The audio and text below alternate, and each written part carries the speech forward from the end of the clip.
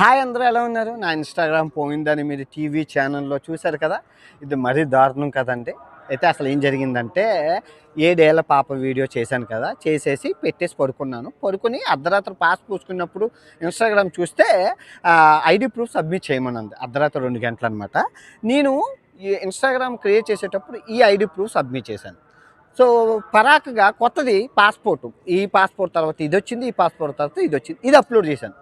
So, 3 సార్లు upload చేసేసరికి 48 గంటలు మీ యాక్టివ్ డీయాక్టివేట్ చేస్తున్నాం అన్నారు. సో, ఇదే ఛాన్స్, అదే ఛాన్సు సరదాగా చూద్దాం ఎలాగాడదో అసలు మనోళ్ళు ఏమనుకుంటున్నారో నా మీద అనేసి నేను స్టార్ట్ చేశాను గేమ్. మరీ దారుణం అండి. న్యూస్ ఛానల్ అందరికీ చేతులెత్తి నమస్కరిస్తున్నాను. నేను ఒక హిందువుని, ఒక భారతీయుడినండి. నేనెంతో కష్టపడి 130 దేశాలు తిరిగి, ఎంతో రక్తం చిందించి, నేను పుట్టెరిగి ఎవరికీ పాపం చేయలేదండి. పాపము భగవంతుడు సాక్షిగా చెప్తున్నాను. నేనెవ్వరికీ పాపం చేయలేదు. 80 లక్షల రూపాయలు ఈ చేత్తో ఇచ్చాను. పేదరికంలో ఉన్నా కూడా ఈ చేత్తో ఇచ్చాను. నేను పొద్దున లెగిస్తే దానం, ధర్మం, దానం, ధర్మం, న్యాయం. నేను చేసిన తప్పల్లా బెట్టింగ్ యాప్లు ఆపడం. ఉగ్రవాద సంస్థల చేతిలోకి మన భారతదేశం యొక్క డబ్బు పోతుంది అని చెప్పి నేను గవర్నమెంట్‌కి నేను ఇంటిమేట్ చేయడం వల్ల ఎంతమంది మీరు చూసిన క్రియేటర్లు ఇప్పుడు నా మీద అరిచిన క్రియేటర్లు అందరూ బెట్టింగ్ యాప్లు చేసిన వాళ్ళే కదా! 90% క్రియేటర్లు బెట్టింగ్ యాప్లు చేశారండి. నేను డబ్బుగా కక్కుర్తి పడేవాడిని అయితే ప్రమోషన్‌లే చేసుకుంటానండి. నాకేం కర్మ? నెలకి 30 లక్షలు వస్తుంటే అది పక్కన పెట్టి ప్రజల కోసం పోరాడిన హీరోని. భారతదేశంలో బెట్టింగ్ యాప్లు పోయాయి అంటే దాని ముందుండి 6 సంవత్సరాలుగా పోరాడి తీసుకెళ్ళాను. అందుకే ఎంతమందికి కక్ష. స్కూళ్ళల్లోకి వెళ్ళి ప్రచారం చేస్తున్నారంటే ఈ బెట్టింగ్ గ్యాంగ్ అర్థం అవ్వలేదా? గవర్నమెంట్ స్కూళ్ళల్లోకి వెళ్ళి జెడ్పీహెచ్ స్కూళ్ళల్లోకి వెళ్ళి నా మీద ప్రచారం చేస్తున్నానంటే నేను ఎంత శక్తివంతుడిని కాకపోతే చాలా దారుణం అండి. మేము టీవీ ఛానల్కి మళ్ళీ చేతులు ఎత్తుని నమస్కరిస్తాను. నేను ఒక హిందువుని. హిందూ ధర్మంలో పుట్టాను. క్రైస్తవ మతంని కాదు. నేను ఎక్కడ మతం మారలేదు. నేను పొద్దున్న లెగిస్తే భగవద్గీత, రామాయణం, మహాభారతం అన్నీ వచ్చు. మంత్రాలు వచ్చు. నా వీడియోలో మీకు అన్ని రామాయణం, మహాభారత్ సింగిల్ టేక్లో చెప్పాను. నేను దేవుణ్ణి తిట్టానని మళ్ళీ మీరు ప్రచారం చేస్తున్నారు. ఎవరైనా నేను దేవుణ్ణి తిట్టానని నిరూపిస్తే 10 లక్షల రూపాయలు ఇస్తానని నజరానా కూడా ప్రకటించారు. ప్రకటించానా లేదా? నేను మాట దొర్లింది. సీతాదేవి ద్రౌపది అత్యాచారం అని చెప్పి చిన్న మాట దొర్లింది. క్షమించమని అడిగాను. 100 సార్లు చెప్పినా మీరు ఇంకా ఇన్‌స్టాగ్రామ్ పోయిన వెంటనే బయటకు వచ్చి దేవుళ్ళని తిట్టబట్టే పోయింది. మరీ దారుణం టీవీ ఛానల్ మీకు నేను ఏ అన్యాయం చేయలేదు. నేను తలుచుకుంటే ఇన్ని మంది న్యూస్ ఛానళ్ళు నావి వాడుకుంటారు. కొన్ని టీవీ ఛానల్ అయితే 40 వీడియోలు అలా పెట్టారండి. నేను అలా చిటికేస్తా పోతాయి. ఎన్ని ఛానళ్ళు పోతాయండి. కానీ అవతల వాడి పొట్ట కొట్టడం నాకు ఇష్టం లేదు. అంత పుణ్యం నా వల్ల ఒకరికి ఉల్లిపాయలు, టమాటాలు వచ్చా అసలు ఇన్‌స్టాగ్రామ్ అకౌంట్ పోయిందని ఎంతమంది వీడియోలు చేశారు కదా! ఎన్ని డబ్బులేనా మళ్ళీని? మీకు నేను ఇన్ని విధాలుగా ఉపయోగపడుతుంటే నా మీద ఇంత వీడియోలు సంపాదిస్తున్నారు మీరు. మళ్ళీ నేను ఇది చేశాను, అది చేశానంటే మహా పాపం. మీరందరూ ఆనందించారు పోయిందని. మళ్ళీ నీకు కావాల్సి ఉన్నప్పుడు ఇంకో వారం, ఇంకో 2 వారాలు నాకు ఎప్పటికప్పుడు కావాలంటే ఈసారి ఫేస్‌బుక్, ఈసారి యూట్యూబ్ అన్నీ పోయేటట్లు చేస్తాను. మీరు ఆనందించడం కోసం, మీ ఆనందం కోసం దయచేసి మంచి పనులు చేయండి. 7 ఏళ్ల ఆడపిల్ల మీద వీడియోలు చేస్తే ప్రజలకు ఉపయోగపడుతుందని చెప్పాను. ఎవ్వరూ చేయలేదు. నా ఇన్‌స్టాగ్రామ్ అకౌంట్ అన్ని టీవీ ఛానల్లోనూ అదే పొద్దునుంచి రాత్రి వరకు. అన్ని వాళ్ళు అదే. మరి దారుణం. ఒకరికి పోతే ఆనందమా? నేనేం పాపం చేశానని చెప్పండి. 99 మంచి పనులున్నాయి. నేనేం పాపం చేశాను చెప్పండి. సీతాదేవిని ఒక చిన్న మాట అన్నాను. దాన్ని క్షమించమని అడిగాను కదా! అంటే క్షమించరా ప్రపంచంలోని? దానికి కేసు కూడా కట్టరండి. కేసు కూడా కట్టడానికి మాట దొర్లింది. అందులో తప్పే ఉంది.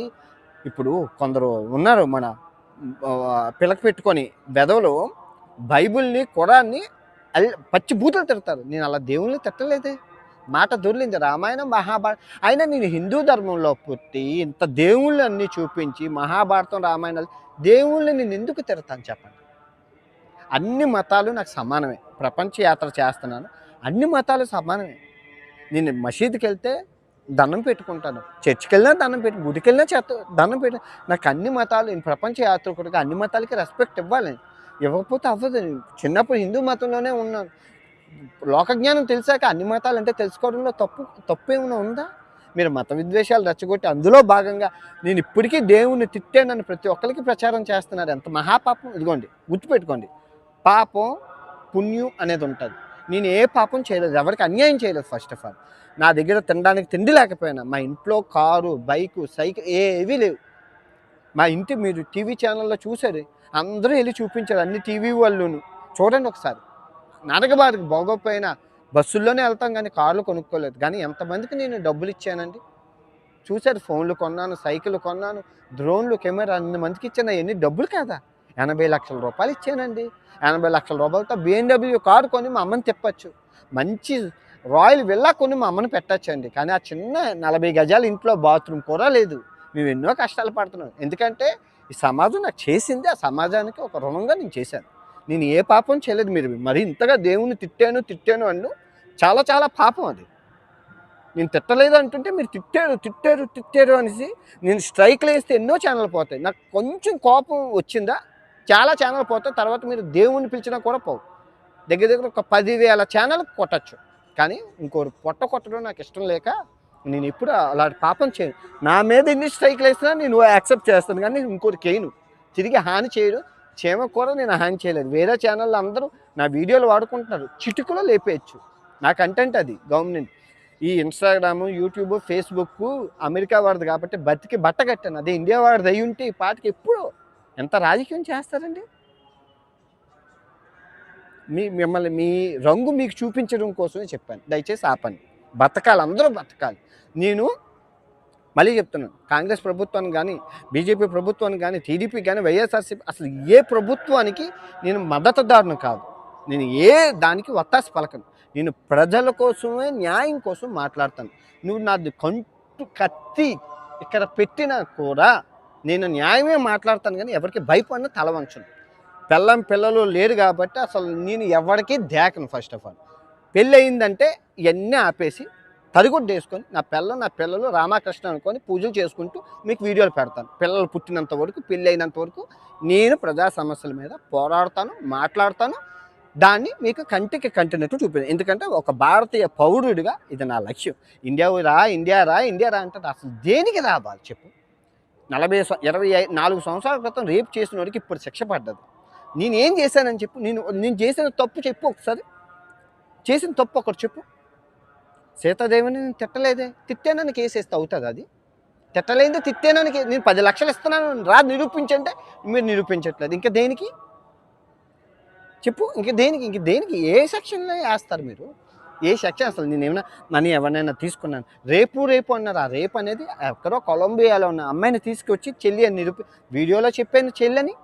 మీరు రేపని ఏది దేని గురించి మాట్లాడతావు? ఉచ్చతరం పోయి పీతరం మేమే లేపేస్తామని మేము దేవుళ్ళకి దండం పెట్టడం ఎవరి కాదు నోటికి వచ్చినట్లు ఏదో ఒకటి. అది ఎనివేలండి, పాపం పుణ్యం అనేది మనం చేసిన పనులు బట్టి ఉంటుంది. నేను ఈ 6 సంవత్సరాల్లో అన్ని దేవాలయాల్ని చూపించి దేవుళ్ళ ఆజ్ఞ తీసుకొని వచ్చానండి ప్రపంచ యాత్రలోకి. అన్ని గుళ్ళు తిరిగి ఆ వచ్చిన డబ్బులతో వచ్చాను నేను ప్రపంచ యాత్రకి. అంతేగాని ఎవరిని పాపం చేసి ఎవరిని తలదన్ని రాలేదు. తిండికి తిక్కానా లేకుండా ఒక షర్టు ప్యాంటుతో రోడ్డు మీదకి వచ్చాను. ఇప్పటికీ నిజాయితీగానే ఉన్నాను, కానీ నేను ప్రమోషన్లు చేసి ఎవరిని మోసం చేయలేదు. నా సబ్స్క్రైబర్లు అందరికీ తెలుసు నేను ఎవరిని మోసం చేయలేదు. ఫస్ట్ ఆఫ్ ఆల్ చాలా బాధ అనిపించింది. అంటే దేనికి అనుకున్నారు బాధపడ్డాను అంటే మనుషులు ఎలా ఉంటారు అనేసి. ఏమున్నా మనం ఈ సమాజంలో కష్టమైంది ఏంటో తెలుసా? నిజాయితీగా బతకడం ఎంత కష్టమో తెలుసా? నేను ఒక్కరిని నిజాయితీగా ఉండడం కాదు, కానీ అందరూ నా మీద టార్గెట్ చేస్తారు. ఇన్ని న్యూస్, ఎంత పగ, చిన్న తప్పుకి ఇంత పగ, అదేమైనా పెద్ద న్యూసా? అన్ని టీవీ ఛానళ్ళు పోయింది. ఎనీవేలండి, మీరు చాలా భారతదేశాన్ని భగవంతుడే కాపాడాలి.